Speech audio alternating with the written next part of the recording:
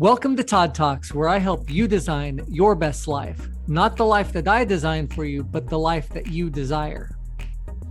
Today, I have with me Toby Travis, who is the founder of Trust Ed and a executive consultant with the Global School Consulting Group, among many other hats that he wears in the education realm. Today, we are going to talk about leadership development and how and why leaders need to build and restore trust. And so, Toby, if you can give a little background on yourself, what it is you do and who you are, how you came to be, where you're at, you know, the little version. Right, the Reader's Digest version. So, been working in education for quite a number of years now, and in a variety of roles. Currently, superintendent of schools in North Carolina, and also have served and assisted many other schools and organizations as a consultant, executive coach, trainer, etc. That's my passion is leadership development. Has been for many years. Background is mixed. Prior to coming to the world of education as a teacher and then as a school administrator and then consultant, I was actually worked in the nonprofit sector, worked actually many years ago in the show business world, and actually produced some touring shows.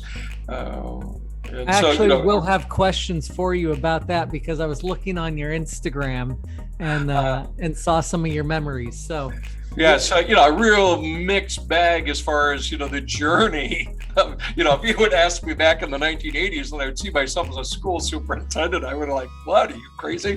That was not on the radar.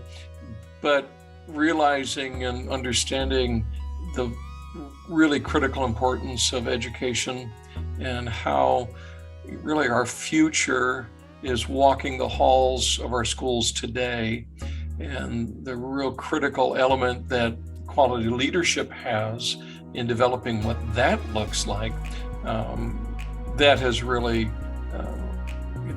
shaped my trajectory of life, and I think where I am today. So there's kind of the short version. Well, that's awesome. Before we jump into the leadership things, what I saw on his Instagram was memories of years of performing as a magician. No. So how long did you do magic?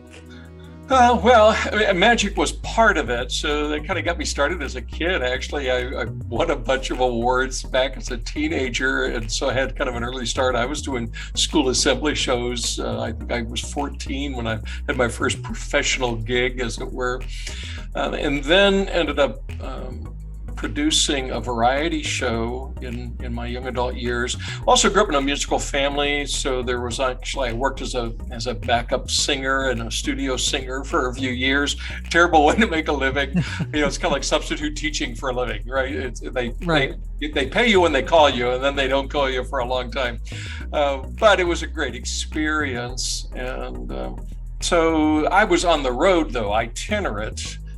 Wearing a variety of different hats. I also did lectures for a variety of arts conferences. I've always had an education element. I wrote a little book called The Professional Amateur many years ago, which was really a handbook for aspiring performers. And so that had me on the lecture circuit for a while. So yes, magician / illusionist / producer / small business in the arts trainer. And so a little over 20 years, and also involved in Christian ministry in those years as well. So that is what opened up a lot of doors for kind of international activity, was taking shows and producing programs that were actually helping ministries that were launching in new areas. And so they would use this as a community outreach event. And so that was a big portion of what I was involved in as well. That's awesome. So what I gather from that is it got you very comfortable being on stage, being in front of a crowd, being that leader that needs to inspire others to do and to not just hear the lesson that you're teaching, but to actually put it into practice. And The reason that the magician part caught my eye was when I was 8 years old. My dad took us to a party in Hollywood, and my brother and I were having foot races with David Copperfield on the lawn of a mansion in Southern California. That just a fun memory. Oh yeah. Very interesting, because my dad worked for a nonprofit at the time that David Copperfield had set up to help people to learn magic tricks, and in that way they would do their physical therapy that they needed to do. Right. And that program has continued to today. In fact, another good friend of mine continues that work as a full-time therapist, using the art of sleight of hand for physical therapy. It's a fascinating field, and there are so many transferable skills from entertainment to leadership, and so and also, when we talk about show business, Todd, what a lot of aspiring performers fail to realize early enough is you've got to be equally, if not more, adept at the business part of that than the show to really make a living and stay. I know lots of very, very talented artists and performers that will really probably never make it professionally as a career without significant support from others who have the business skills. And so, I used to always say, no, I never became a famous performer, it may be in very small circles. But what I learned is you don't have to be famous to be successful in the business of performing. You just need to be kind of a big fish in a little pond. You need to have a well-defined market. You need to be very good at what you do in meeting the needs of your target client. Well, all of those are transferable skills and knowledge for running any kind of a business or even leading an organization. So I have a great deal of thankfulness for the opportunity I had in those years, got to see the world. Much of my work as a performer or as a producer was actually seeing and doing shows on school campuses and university campuses. So literally I've had the opportunity to be on, I don't even know how many, but thousands of school campuses in about 27 countries of the world. And so my passion for education went along at that same time. And so I've seen, so much of how education is done differently around the world that has really helped me in my consulting work as we're brainstorming and looking, well, what could be some other options? That again, there's been lots of things that unexpectedly transferred into my current career path. Well, I think you've hit something hit like one of those key elements that people don't think about when it comes to leadership, and that is that the transferability of different aspects of your life. So for a lot of people, they go into an area and they have a very narrow focus. Maybe they want to go into business. So they go in and they learn business leadership and business this and business that and math and finance and accounting.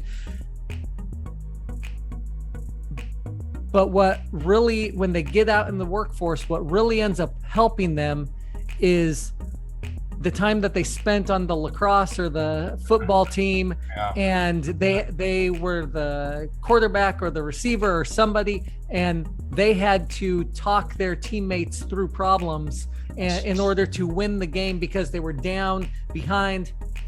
And that was actually what ends up transferring over and helping them the most in whatever it is that they're doing. So I think you really hit a key element of leadership, is broaden your horizons, broaden your education, because you don't know what tidbit from over here will transfer and really be beneficial over here in a completely different part of your life. Yeah, absolutely. It's kind of embrace the moment, learn as much as you can, and be open. And you'll be surprised the doors that will open, the paths that will take you. It's funny when I do trainings for school administrators now, one of the first questions I ask when we get them in the room is I'll say, how many of you in your college or post-grad work, this was your trajectory? You wanted to be a school principal or a superintendent. No one raises their hands, right? It's like we all get here and what that conversation goes on is we all get here because of our passion for students and learning and quality education. But so many it's unexpected where we end up. And you've probably seen the stats. I mean, it's less than 20% of college graduates are actually working in a field of their completed degree. Right. It's like that we think we have a trajectory when we enter into college or university, but where we actually end up is often very different. And as you said, it's often largely because of skill sets or power skills, they call them now, that we've developed through extracurricular activity, our athletics or community or church related work that we're doing. That those people skills is really what pays off in the long run for many in their careers. Oh, hey, I get it. I use the soft power skills in my day job right now, but I was trained as a pilot. That's my primary career field in the military, but I'm working as a diplomat. So it's a little bit different, but things from throughout my life have helped to give me those soft power skills to be able to do the job. Yep. So I do have some questions for you, since we want to talk about leadership development, right? And we talked about that we would talk about. Yeah, working on my English here. That a leader needs to build, maintain, and if necessary, restore trust. So first, let's start with, how does a leader build trust? Well, actually, Toby, before you get there, they need to assess it. Okay. And this is a large part of the work that I am involved in with schools and organizations that I assist. Is the very first step is self-reflection. It's get the data. How are we doing?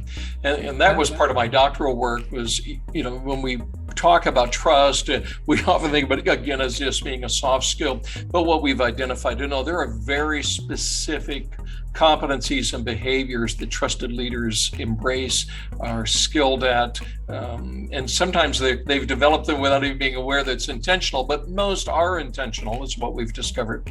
And so we know specifically what those behaviors are and what those skill sets or competencies are. And so we've developed a 360 tool to assess that, to give us some data. And then it's just one of multiple data points, but that's a critical part. So again, I would say before you even look at how do we intentionally build it, well, first you've got to define it and assess it, get a baseline of, okay, where are we? And then specifically start addressing the complexities of trust. In my book, the Trust Ed, the Bridge to School Improvement, and it applies to not just schools, but that is the context of where the book is written. But I use this analogy of a bridge because what we've identified through the research is there are 6 critical components of trust that all must be in place, that all must be interworking for high levels of trust to exist. So where we begin is, well, let's assess those 6 components. Where are we at? Because we need to know what to work on. And isn't the issue, Todd, I was just talking to somebody about this again the other day, was it's all about speed. How do we get better, faster? Well, this is where data becomes really, really important to help us as organizational leaders in developing our own skills and developing the skill sets of our teams. Is we need that data to help us identify, well, what do we need to be working on? And then when we use the data to drive our improvement plans and our action planning, it's like magic. It's like, oh, you get this right, and all kinds of other good things start happening. So I would say, again, the very first place to start is look in the mirror, get some data, be open for others to speak into your life as far as what you're doing well and what you're not, and be honest and candid with that. Then we can start looking at, okay, what do we specifically need to do to build higher levels of trust? Okay. And you spoke about the 6 critical components of trust, and what are those? Well, very quickly, again, I use the analogy of a bridge to identify these because it is complex. But if you think about a bridge as a foundation, so the foundation for trusted leadership is all about values and beliefs. Are they known? Are they well articulated? Are they visible, et cetera? So we talk about those things. Substructure of a bridge is that element that connects everything to the foundation.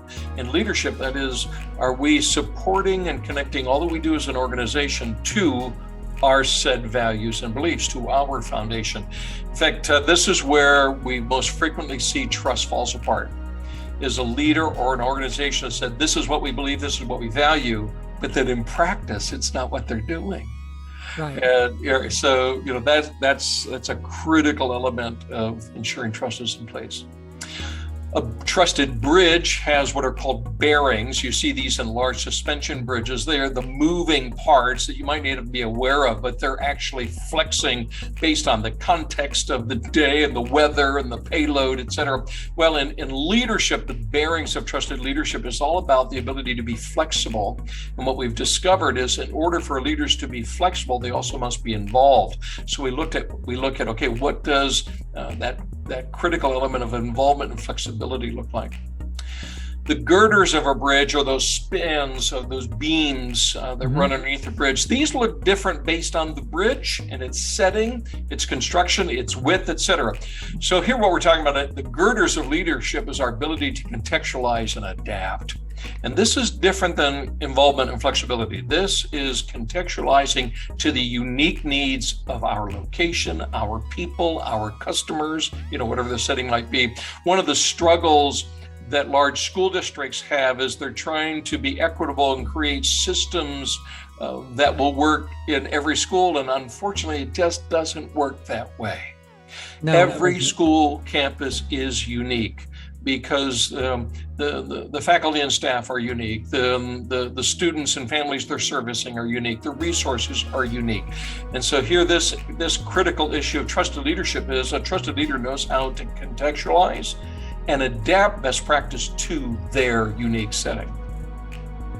Superstructure of the bridge is what you see most visibly, as you're driving from a long distance. Well, what does that look like in leadership? It's all about culture. It's relationship. Right. Okay, so trusted leaders, they know how to drive the narrative, right? You know the old marketing line, if you don't tell your story, someone else will. Well, trusted leaders know how to tell the story. They know how to articulate that to drive intentional positive culture. And then finally, the deck of a bridge, that part that we think is so simple, right? It's just a flat surface with some lines. Trusted leaders know how to create order, clarity. We know what our lane is. We know where we're going. We know what the markers are along the way. And this is the deck of trusted leadership, the competencies of order and clarity. And then holding those all together and counterbalancing all of that are the suspension cables. And here's where we get into the nitty-gritty of best practices. Exactly, and we do know what those are. And those have all got to be connected to the bridge as well. And here's where we really focus on the role of a team. A trusted leader is really one who knows how to mobilize a trusted leadership team and let people soar in their areas of greatest competency. There's Jim Collins frequently talks about, his level 5 leader is mission passionate, but humble. And this is what we see in the most trusted leaders as well. So there you go. That's the bridge of trusted leadership. These are the components that we I recommend that you assess, you reflect on, and then you build based on that assessment how to make that bridge all the more trustworthy. I like that analysis, that breakdown, the bridge of trusted leadership. And once somebody assesses that, then it's time to figure out where their weak spots are to work on, correct? Exactly. Right. And that can be both as an individual. Well, it can be as an individual. It can be as a team. It can even be as an organization. So some of the work that I'll do for organizations is they'll send me their HR manual, or in schools, their school handbook. And one of the first exercises I do is I go through their policies to see, okay, what in their policy manuals or their procedures is based on distrust. So what have we created systemically that's working against an environment of high levels of trust? So it's personal, it's team, it's organizational. Totally get that. Okay, let me show you a perfect example that's not in education. This is in the military. So I flew the C-130 Hercules, flew it for 10 years. Great airplane, loved the airplane. The Air Force has it and the Navy has it. The Air Force manual of operations is about this thick. It's everything. If it's not written in the manual, you can't do it. It's a we don't trust you type of philosophy. The Navy has the exact same airplane. Its manual is that thick. Half as thick. And the Navy's philosophy is, we tell you what you can't do, you figure it out, everything else. Puts a lot more trust on the aviators, on the pilots. And so a lot of times those of us in the C-130 community, we would always think we would prefer to have the NATOPS, the Navy manual, because it gives you a lot more leeway to have that flexibility that you need, especially in wartime situations. That's a great example. I mean, you're probably familiar with Carver policy governance, or I'm sure many of your listeners are, but it's a structure for setting up governance of organizations. It's used in nonprofit as well as the profit sector. But basically, Carver's theory is, and practice is, tell your CEO what he can't do. Create the boundaries. What are the edges of the sandbox? But then within the sandbox, let him go. Just go, do it, lead. And what you find in those organizations, you have higher levels of innovation, you have greater cost effectiveness, you have higher levels of retention. Just all these good things start happening when it's less onerous, on accountability factors. It's like, no, here are the boundaries of what we believe our leadership should function in, but within those boundaries, go, be as autonomous as possible. Worst leaders I ever worked for were the micromanagers that they not only set boundaries, but then they set boundaries within the boundaries and boundaries within the boundaries, and everything had to follow a certain way. Absolute worst leaders I ever worked for were those and you wonder why they hired you, Todd, right? It's like, if they don't trust you, what do they hire you for? It's like, it's to me, it frustrates me constantly when I see organizations that I've been a part of or that I'm working with that they have all these accountability structures in place, and I'll say, well, why do you have that there? And they'll say, well, to ensure our employees are doing the right thing. And then it's like, well, then why did you hire them if you didn't trust them in the first place to do the right? And most of those accountability systems cost time and money to keep them in place. I've actually seen and been able to help organizations save a lot of money by, no, get rid of that. Trust your people. And if you can't, then maybe you need to look at hiring somebody else. So anyway. That's that goes right along with what we're talking about, because that's talking about the organization. If the organization can't trust their people, then but what really is the organization? The organization is a group of leaders. Right. Over every organization technically is a pyramid. You have the boss, then you have the middle bosses, and then the lower bosses, and then all the other workers. And so every corporation is a pyramid scheme.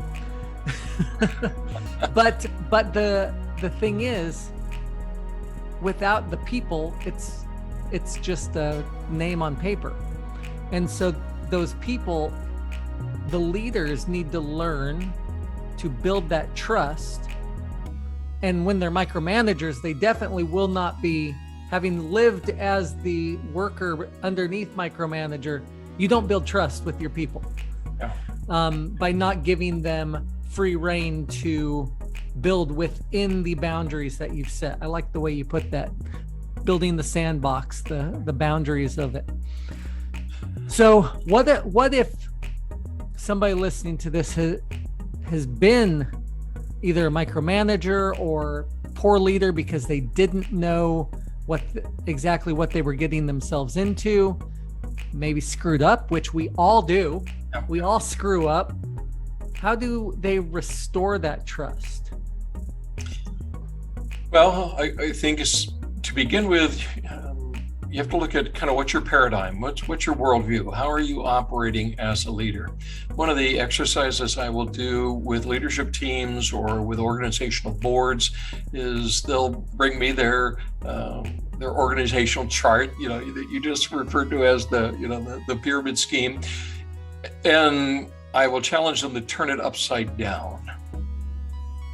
So first of all, just perspective. What's the role and function of leadership is, in most cases, not, and certainly almost all cases, not to be autocratic. In fact, what we find is when leaders see themselves as resource people, that, so my job as a superintendent of schools is to make sure my principals are wildly successful.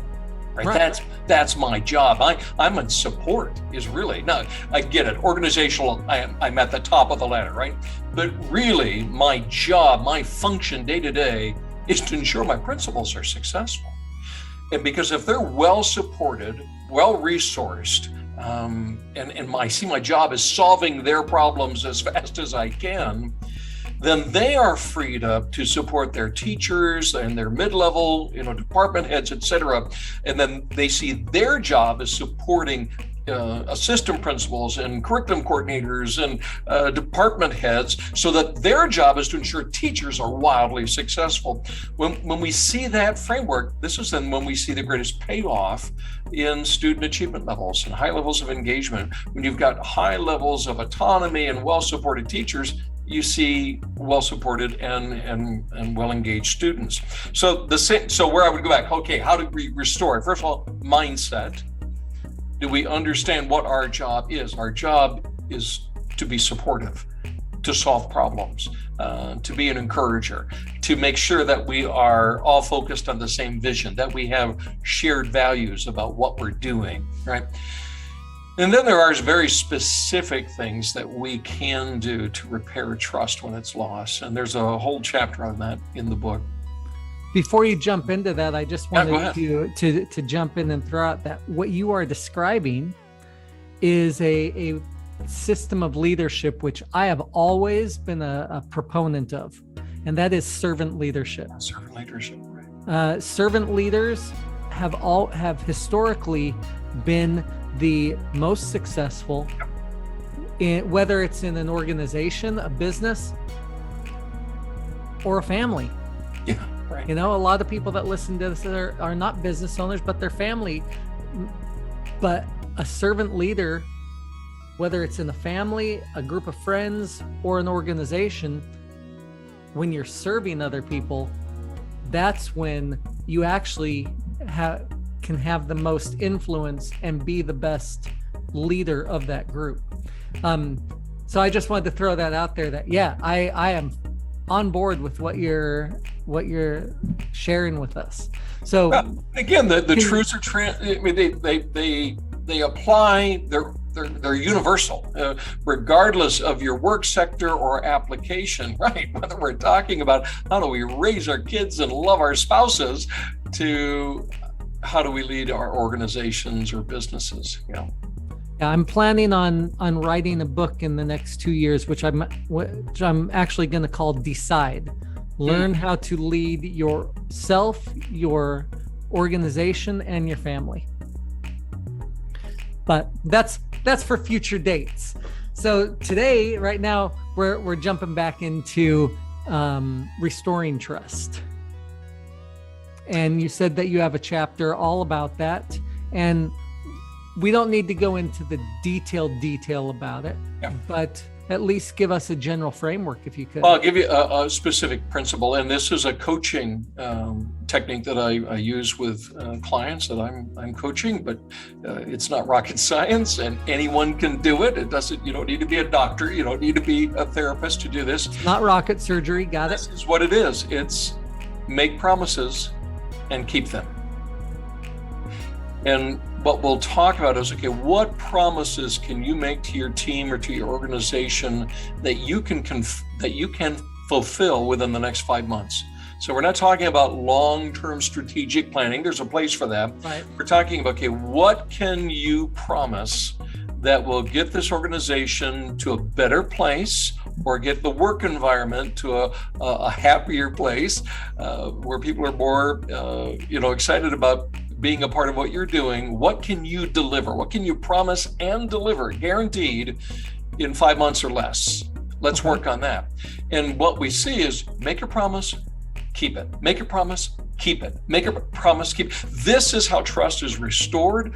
In fact, this is how trust is built in the first place. And the more you do that, the greater or the deeper the level of trust, and the more rapid it is built or repaired. And the reverse is true. That's the opposite, is the way you break trust. Right. Yeah. You make promises, don't keep them. Make a promise, don't keep it. Exactly. That's how you break trust. Yeah. And this is why we have to be very, very careful about what we put out there. Choose your words very carefully. One of the coaching techniques that I use is make slow decisions. Now, make decisions, don't avoid decisions, but make slow and careful decisions. And just understanding that in the role of leadership, it is crucial that what we say we are, what we say we believe, and then what we say we are committed to, it's all consistent, and that we carry through on that. And when we do, again, you find a level of allegiance, you find loyalty, you find people who will come alongside to help you be successful when they see that kind of leadership. That's where they want to be. And I've seen time and time again, people will stay in an organization or a school or a business with that kind of leadership, regardless of compensation or benefits, because they just want to be a part of that. And so when we look at what's going on right now with the Great Resignation and with the employment crisis, well, what's the secret to retaining great staff or attracting others is provide trusted leadership. People want to be in those organizations. Well, I think people want to be a part of something. They want to have a purpose. Right. And an organization that gives them fulfillment, that sees them as individuals, that doesn't see them as just a number. Sorry, Army. But that sees them as just as individuals and allows them to not just express, but grow into the person that they are. Or that they want to be. A company that allows them to do that, people will fight to stay in that company, even as you said, with a great resignation going on and everything. A lot of that's due to years and years and years of poor leadership that have only cared about either the money or basically thought of their people as numbers, and therefore didn't think of their time. And with the ability of people to earn money on the internet nowadays, or to work from home, they look at that and say, why am I going to spend 40 years of my life or 40 hours a week or more, if you're a lawyer, 100 hours a week in an organization that does not respect me? Right. They will walk out the door. Yep. I'm working on airline applications right now. And one of the big things that we talk about, or that they talk about in the hiring process, is that it's a two-way interview. Not only are they interviewing you to see if you will be a good fit for the company's culture, but you're interviewing them to see if they're the kind of culture that you want to be a part of. Yeah, there's a great book that's out there called Choose Your Boss. And I think that this is a great concept that we all need to understand, that, right, especially those who are still fairly early on in their career or maybe transitioning, is choose your boss. Think about, who do you want to work for? Because we become the people that we spend time with. That what is it? There's a theory on that talks about we become a reflection of the 5 people we spend most of our time with, right? Yeah, right. I quote that one all the time. It's one of my favorites because it's so true. The law of attraction states that you become most like the 5 people that you hang around with. So if you hang out with millionaires, you'll most likely be the 6th millionaire. If you hang out with deadbeats, guess what? You're probably going to end up being a deadbeat. If you hang out with people that lie, cheat, steal, etc., guess what? You're probably going to start acquiring in your life. And so you have to be selective about who you surround yourself, and that includes family. Right. That's hard. A lot of people say, well, we can't not hang out with them, they're family. But if they're poison in your life and they're dragging you down, maybe you don't spend as much time with them. Indeed. So I really like this concept. I love the servant leader concept, because being a servant leader allows you to build the trust with the organization. And if you started out, as many do when they're new, as kind of an autocratic leader, because they suddenly get some power and it goes to their head. And so they went from being one of the guys or one of the teachers or one of the right. to suddenly to a leadership position, and suddenly, without thinking about it, they're dictating, you have to do this. No. How do you help, because I'm sure you've seen this in schools, how do you help the person that the power has gone to their head to get out of that mentality and recognize that, no, being a leader actually means you have more responsibility to be a servant to those underneath you? Well, actually, Todd, my experience is I can't help that individual until and mostly what happens is they come to a point of crash and burn, right? Yeah. There has to be a crisis that happens, and most frequently, when organizations or schools are reaching out to me, being a trust expert, they've already self-diagnosed that there's a problem, and so most of the folks that I'm working with, they've already had their crisis. The reality is, the individual that you just described, we can't help them until they have that wake-up call where they realize, why can't I keep staff? Why do I keep losing my job? Why do companies not retain me? They've got to get to a point, and that's why I said it starts with self-reflection. You've got to be able to say, I need help. I'm not perfect at this. I need others to speak into my life. You've got to get to that crisis moment, and then we can help. But until you're there, no, you can't help them. I know. I asked the question a little bit tongue-in-cheek because it's true. Unless somebody is willing to change, they won't even recognize that they have a problem. Exactly. And I like what you said, that they have to have a crisis moment. A couple episodes back, I talked to another personal development instructor, executive coach, and we talked about the fact that when his personal crisis that he had to go through, he had to find the basement below rock bottom. Yeah. In order to finally recognize that he was actually the problem and needed to change, and that it wasn't everybody around him. And my personal, I've had multiple crises over the years where I had to hit rock bottom and realize that it wasn't those around me, it was me that needed to change. Yeah. Same here. And if you're human and you do have some introspection, you'll have those moments, and those are the moments when you can grow the fastest, right, and improve your life the most. So you can't help somebody that doesn't want to be helped.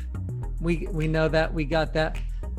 But for the guy or gal that's hit rock bottom, that's in the crisis, they begin their introspection.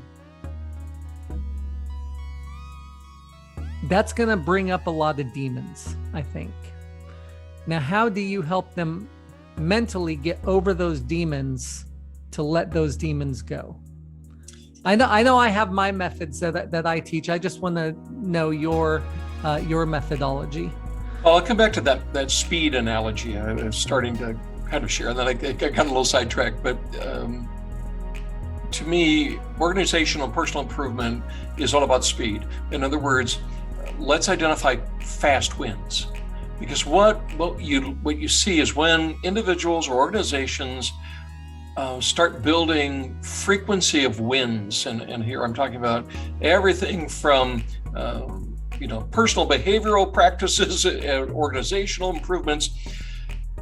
The more wins we have, it builds habit, it builds culture, it restores my mental and emotional health and well-being, right? So if I'm drowning in negative self-talk, but I can start seeing incremental wins, and this is why, again, in the coaching cycles, we'll talk about, what we talked about earlier, as far as what promises can we make and deliver. I'll keep it even shorter. So, what can we promise and deliver on the next 3 weeks, right? Let's get this done as fast as possible. And so it may be a small win, right? It may be, I can provide my direct reports Starbucks every Friday, right? This is a promise I can make, and I deliver. And I know that sounds small, but it's okay. That's fine. A win is a win. A win is a win. So I think, to your question, that what does that strategy, that process, that technique look like? Let's find wins and get them, and start building a culture of positivity, of health, of support, of gratitude. You're probably familiar with the studies that have come out on the happiest people on planet Earth are the most grateful. Yeah. And so how do we build a culture of gratitude? And so many people, they want and are pursuing happiness, like it's a drug. Well, the secret to that, really, again, it isn't rocket science. It's all about mindset. It's okay. Let's go back to, you might remember, the Pollyanna story. Now I'm dating myself, but hey, I've seen it many times. So there's a real life lesson there that we all need to know and go back to and reflect on and ensure as a practice in our own lives, that when we are faced with challenges, circumstances, disappointments, where's the glad game here? What can we identify that we're glad about? Where can we find gratefulness? Building that culture intentionally really does make a difference in how people work together. We see higher levels of collaboration. We see higher levels of innovation happen in those kind of environments. So it's not just pie in the sky, la-di-da. No, this turns into money, Todd. This turns into successful business and organizations when we create those kinds of environments. Oh, yeah, because happy workers, grateful workers will produce a lot more. Oh, yeah. I've or seen a lot less. I've seen Office Space a number of times, and the line that always goes through my head is, well, Bob, I'd say on an average day, I work about 15 minutes of good, real work. And it's because it's a comedy, but it's all about how awful the office environment is. And so they're not willing to put any effort in. So I really have enjoyed this. Now, should somebody want to get your book or get into your program, how would they contact you? How would they? And the link will be posted down below in the show notes, but how can they find you? The book, Trust Ed, is available on Amazon. And so you can just put in the name of the book or my name, and that'll pull you up there. They can connect with me through LinkedIn, again, Dr. Toby Travis.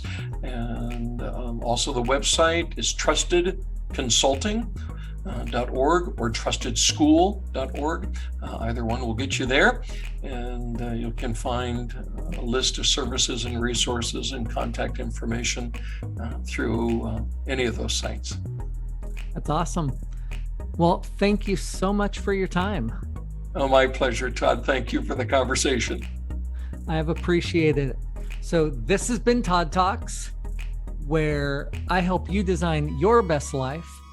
And if you liked what you heard today, subscribe, leave a 5-star review. Todd Talks are available on Apple, Spotify, everywhere you listen to podcasts. And you can find Toby Travis at the locations and the links down below in the show notes. Thank you for your time and have a blessed day.